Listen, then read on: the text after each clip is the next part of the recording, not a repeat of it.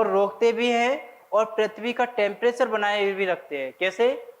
पृथ्वी पर क्या है 65% क्या है आपकी किरणें आई है ना। अब उनको क्या वो पूरी वापस जाने देते हैं? नहीं जाने देते, उनको भी रोक लेते हैं।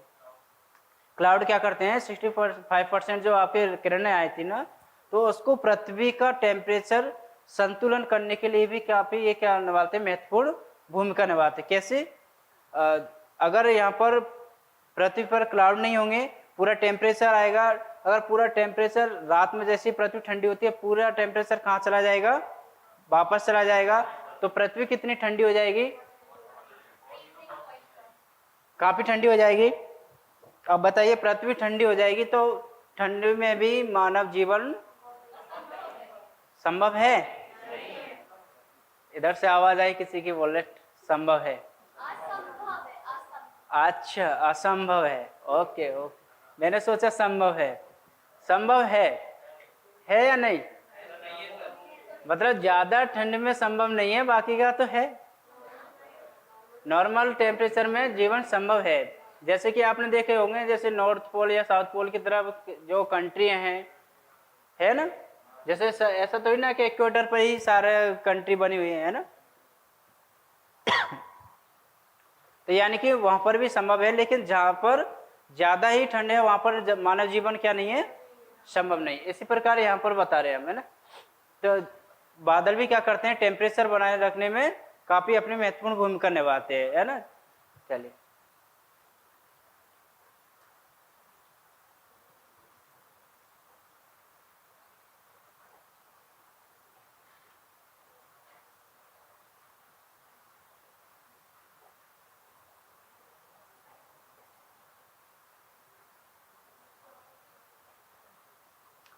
अब क्या देखेंगे हम?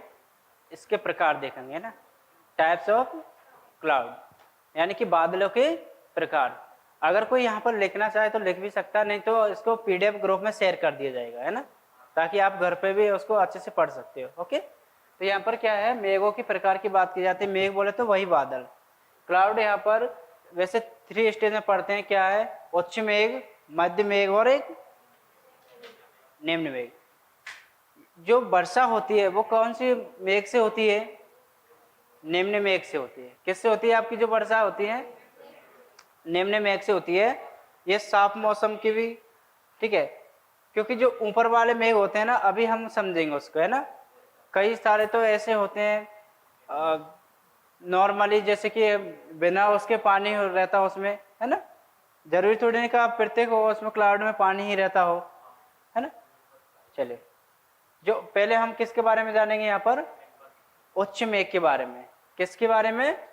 उच्च मेघ के बारे में। यहाँ से भी क्लियर कर लीजिए थोड़ा सा। जो वर्षा कपासी की जो बात करी जा रही है निम्न मेघ की, तो वो सरफेस से 2.5 किलोमीटर ऊंचाई तक होते हैं। इसको भी 3 पार्ट्स में हम डिवाइड कर रहे हैं। जो सरफेस से लेकर 2.5 किलोमीटर तक होते हैं, 2.5 किलोमीटर तक, वो कौन से होते हैं आपके? निम्न कपासी मेघ, है ना, निम्न मेघ। इसी प्रकार से 2.5 किलोमीटर से लेकर 6 किलोमीटर तक की बात की जाती है, वो कौन से होते हैं? मध्य मेघ। और 6 किलोमीटर से लेकर 20 किलोमीटर तक होते हैं, वो कौन से होंगे आपके? उच्च मेघ। इस प्रकार से हम 3 प्रकार से क्लाउड का अध्ययन करते हैं। अब इसमें भी थोड़ा सा अपन डीप पढ़ेंगे, थोड़ा सा क्या है इसमें भी और अंदर जाने की बात करेंगे। अब हमने जाना था उच्च मेघ। उच्च मेघ कहां से कहां तक थे आपके? 6000 से लेकर 12,000 मीटर की बात की जा रही है यहाँ पर, है ना। ओके, अब इसमें भी कितने टाइप्स के हैं? 3। पश्चाम मेघ, पश्चाम स्त्री मेघ, एक होता है आपका पश्चाम कपासी मेघ। कितने प्रकार के यहाँ पर? 3 प्रकार के। इसका अभी हम इसके डायग्राम से भी देखेंगे इसके, तो और क्लियर समझ में आ जाएंगे आपको, है ना। जैसे पश्चिम मेघ की डेफिनेशन क्या कहती है आपकी? ये आसमान में सबसे अधिक ऊंचाई पर सफेद रेशम की भांति होते हैं। किसकी भांति बात कर रहा है यहाँ पर? सफेद रेशम की भांति, और सबसे ऊंचाई की बात कर रहा है यहाँ पर, है ना। इनसे क्या नहीं होती? इन जो बादलों की बात की जाती है, इनसे वर्षा नहीं होती। ये तो चीज समझ में आ गया ना कि बादल बनते कैसे हैं? आ गया ना समझ में सभी को, बादल बनते कैसे, है ना। अब ये बादल से हम क्या पढ़ रहे हैं, प्रकार पढ़ रहे हैं। तो कितने प्रकार पढ़े थे हमने, 3, निम्न, मध्य और उच्च। निम्न की बात की जाती है तो निम्न कहां से कहां तक होते हैं आपके, निम्न की पूछ रहा हूं, निम्न की बात कर रहे हैं हम, सरफेस से लेकर 2.5 किलोमीटर निम्न होते हैं। ओके, अगर हम मध्य की बात करें 2.5 से, ओके, फिर हम उच्च की बात करें तो ओके, लेकिन हम पढ़ कहां से रहे हैं, उल्टा पढ़ रहे हैं, इसलिए उनको याद रह गया सर यहाँ पर बोल रहे हैं ना, कोई नहीं। तो यहाँ पर पढ़ रहे हैं तो उच्च मेघ की बात कर रहे हैं। अब उच्च मेघ को भी हम 3 टाइप से पढ़ रहे हैं, यानी 3 प्रकार होते हैं इसके। कौन कौन सी, पश्चाप मेघ, पश्चाप स्त्री मेघ, और एक कौन सा आपका पश्चाप कपासी मेघ। ओके, अब इसमें क्या बोल रहा है वो पश्चाप मेघ में कि सफेद रेशम की भांति होते हैं, लेकिन इनसे कोई वर्षा नहीं होती है। ओके, रेशम देखा सभी ने, रेशम देखा है ना। अभी मैं आपको डायग्राम बताऊंगा, उसमें समझ में आ जाएगा ना। पश्चाप स्त्री मेघ, अब ये किसकी तरह होते हैं, किसकी तरह होते हैं, ये भेद क्षेत्र में, यानी कि बहुत सारे क्षेत्र में दूध या चादर की समान होते हैं ना। आपने भी देखा होगा अलग अलग समय पर क्या होता है, अलग अलग क्लाउड हमें देखने के लिए मिलते हैं। क्या हमेशा हमें एक जैसे ही क्लाउड मिलते हैं देखने को, नहीं मिलते ना। बरसात के टाइम पे अलग मिलेंगे, गर्मियों के टाइम पे अलग मिलेंगे, और सर्दियों के पे अलग मिलेंगे, है ना। तो इसी प्रकार से क्या है, प्रकार है। तो ये क्या इसकी बात कर रहा है, दूध या चादर की भांति ये फैले हुए होते हैं। लेकिन ये किसके सूचक होते हैं, चक्रवात के, ये किस साइक्लोन के क्या होते हैं, सूचक होते हैं। पश्चाप कपासी मेघ की बात की जाती है। और ये सफेद एवं भूरे पतले गोलाकार धब्बों की तरह दिखाई देते हैं। ये भी किसकी तरह फैले होते हैं, चादर के रूप में, संपूर्ण आकाश में ये महीन चादर के रूप में फैले हुए होते हैं ना। इसी प्रकार से मध्य मेघ की बात कर रहे हैं हम। मध्य मेघ में भी क्या है, कहां से कहां तक पढ़ते हैं हम, 2000 से लेकर 6000 मीटर तक। ओके, अब इसको भी 2 भाग है इसके, कितने भाग है इसके, 2। कौन से, एक तो उच्च स्त्री मेघ और एक कौन सा है, उच्च कपासी मेघ। अब इसकी डेफिनेशन क्या कहती है, थोड़ा सा इसको आप ध्यान से पढ़ना पड़ेगा, है ना, नहीं तो ये क्या लगभग एक जैसे है, सेम ही है ना। तो इसको 2-4 हम बार पढ़ेंगे और लिख लिख के थोड़ा सा देखेंगे तो हमको याद रह जाएंगे ना। ये भूरे अथवा नीले रंग के लगातार चादर की भांति फैले छोटे स्तर वाले बादल होते, इनके छाए रहने से सूर्य का प्रकाश धुंधला व अस्पष्ट दिखाई देता है। ऐसी कंडीशंस भी बनती है, कई बार देखते हैं हम प्रकाश, हमें सूर्य कैसे दिखाई देता है, धुंधला दिखाई देता है, स्पष्ट दिखाई नहीं देता। वो किस कारण से दिखाई देता है, उच्च स्त्री मेघ के कारण। उच्च कपासी मेघ माइनर से डिफरेंस रहता है, इसमें ज्यादा कोई डिफरेंस नहीं रहता है इसमें, है ना। ये सफेद एवं भूरे रंग के पतले गोलेकार धब्बे की तरह दिखाई देते, संपूर्ण आकाश में ये महीन चादर के में कई बार एक जैसा मिलेगा, रहते तो एक जैसे ही हैं सभी, बस थोड़ा थोड़ा सा इसमें डिफरेंट है ना।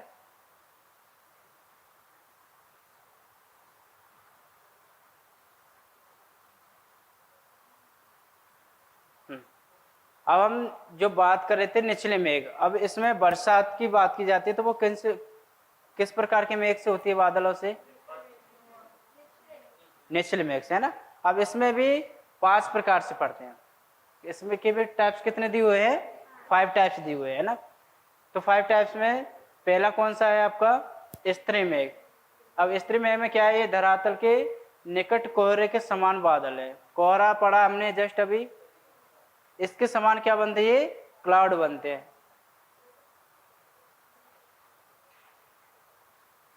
दूसरा, अभी मैं इसका डायग्राम दिखाऊंगा ना तब समझ में आए कि ये इस टाइप के बादल है, सॉरी, है ना।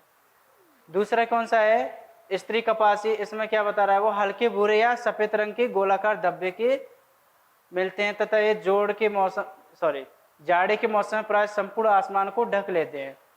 ये साफ मौसम के सूचक है, इनसे क्या नहीं होती, वर्षा नहीं होती। कभी कभी क्या होता है अपन देखते हैं तो कैसा लगता है कि अभी तो कोई बारिश नहीं होने वाली है, हम क्लाउडों को देखकर अंदाजा लगाते हैं कभी कभी ये बादल कितने हो रहे हैं, साफ हो रहे हैं, अब ना तो कोई आंधी तूफान कुछ नहीं आने वाला, ना ही वर्षा आने वाले। और इस तरह के कोई क्लाउड हमें देखते हैं तो वो किसके सूचक है? साफ मौसम के। किसके हैं? साफ मौसम। वो कौन से मेघ आ जाएंगे आपके? स्त्री कपासी मेघ। थर्ड बात करते हैं कपासी मेघ। ये किसके समान दिखाई देते हैं? फूल गोभी के समान देते हैं या नहीं? दिखाएंगे अभी आपको डायग्राम, है ना। फूल गोभी तो देखा है ना सभी ने, ऐसा तो नहीं बैठा है कोई, देखा होगा, है ना। जो मेन वर्षा होती है आपकी वो कौन सी होती है? कपासी वर्षी मेघ से होती है। ये अत्यधिक गहरे काले एवं संघनन बादल होते हैं, संघन बादल होते हैं। तो जो वर्षा इसके कारण नहीं होती है, जो नीचे बादल रहते हैं आपके वर्षा स्त्री बादल, इससे नहीं होती है। लेकिन जो बारिश होती है वो कौन सी होती है आपकी? कपासी वर्षी मेघ से।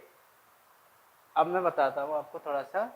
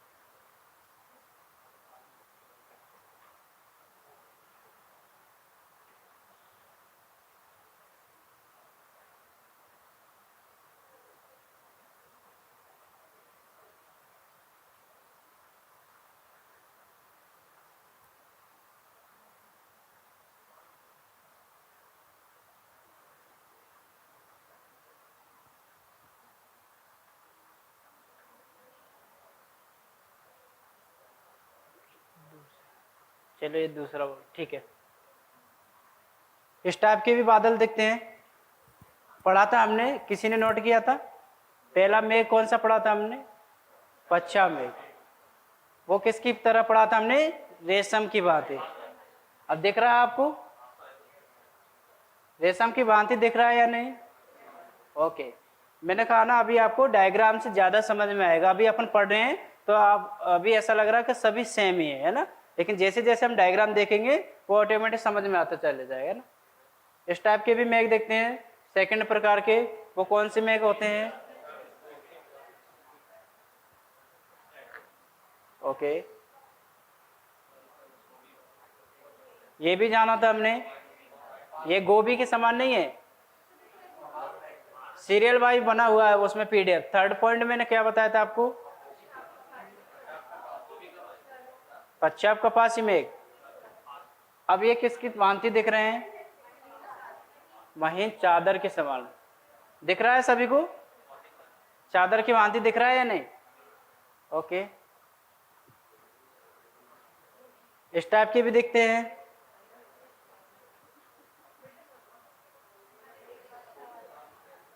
ये कौन सी मेघ है? कोई एक बताए, कोई एक बताए। वर्षा वाले, यानी कि ये किसके सूचक होते हैं?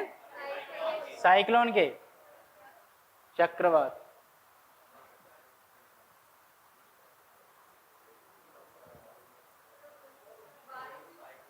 बारिश के अंदाज से तो नहीं दे रहे हो?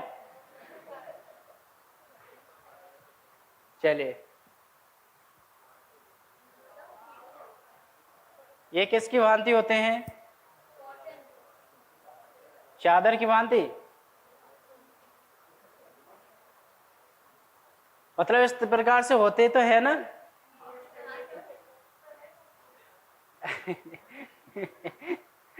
चलिए, जो हम बात कर रहे थे फूल गोभी के समान, अब देख लीजिए इस टाइप के बादल भी हमें देखने को मिलते हैं।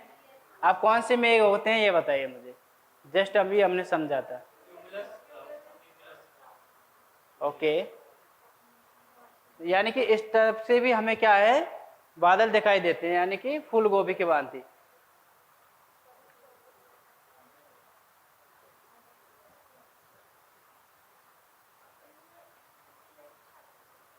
तो ये तो क्या हो गए उसके टाइप्स हो गए।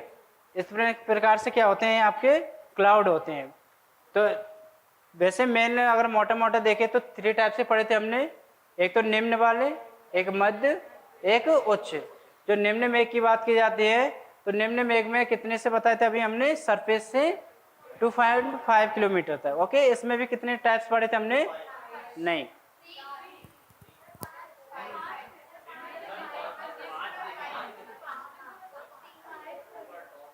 कन्फ्यूजन नहीं होना है। उच्च मेघ की जो बात की जाती है ना उसमें कितने पढ़े हमने, 3, क्योंकि स्टार्टिंग में हमने जस्ट अपोजिट कर दिया था इसका, है ना। लेकिन हमें इसमें दूरी के हिसाब से जो बताया था।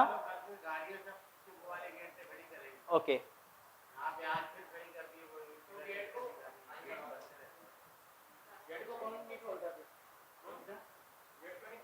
चलिए प्लीज अटेंशन हियर।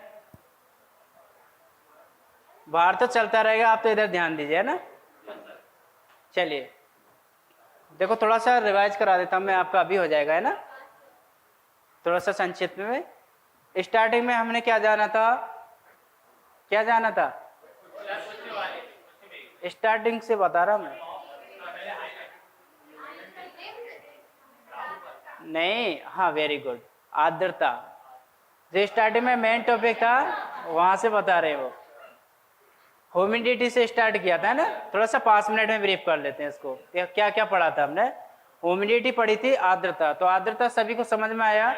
आर्द्रता क्या होती है, नमी होती है, मॉइस्चर, है ना, नमी होती है, कोई नई चीज नहीं है। अब नमी, अब ये थोड़ा सा मैं आपसे जानना चाहूंगा कि जो गर्म हवा रहती है, एक ठंडी हवा रहती है, अब नमी किस में ज्यादा होती है, गर्म हवा में। एक मिनट, एक मिनट, एक मिनट, ठंडी में होती है। चलो मैं आपकी वोटिंग करवा लेता हूँ, ठंडी वाले कितने हैं और गर्म में। और बलराम सर बोलते हैं, सही बोलते हैं, न्यूट्रल वाले, कुछ न्यूट्रल वाले भी होते हैं।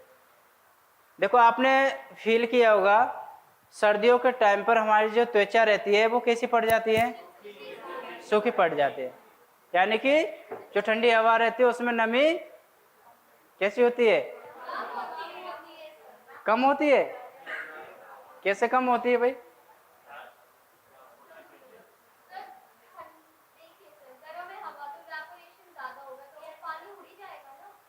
हाँ बहुत